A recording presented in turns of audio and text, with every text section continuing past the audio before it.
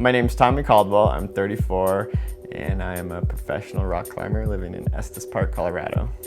For the last 5 years or so, I've had this big project on El Capitan in Yosemite that's sort of driven everything. So that's my main focus, but then I always have all these small little objectives that always lead up to going to Yosemite in the fall.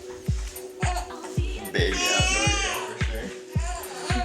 Coming into having a baby, there's not too many babies in my world of professional climbing, so I always wonder what that's gonna be like. I knew I wanted to have a family. I grew up in an amazing family where climbing was central to that, and I wanted to share that with my own son. But I also am, I'm a rock climber. I'm a little bit selfish. I have my own little goals, and I wonder how that's gonna interfere.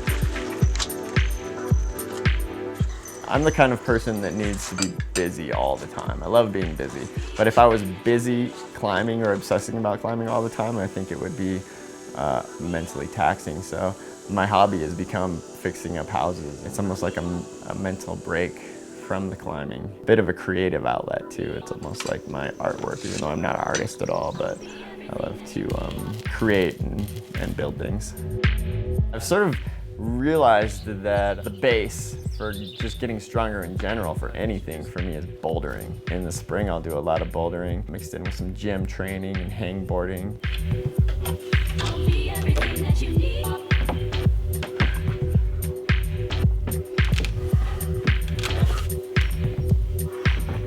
I live in Estes Park, which has tons of great bouldering. The younger generation has just been wandering around the woods and the mountains here and finding boulders that I never knew it existed everywhere. I mean, it's mind-boggling the amount of great bouldering there is around here, and that's been an incredible resource.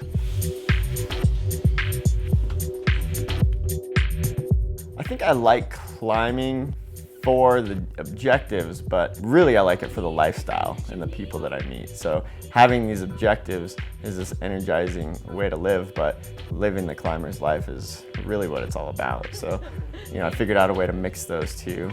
Okay. Yeah, look at that. He's like smiling, I think. Is that a smile? Yeah, that's a smile. He's like, bouldering! Yeah! Yeah, bouldering!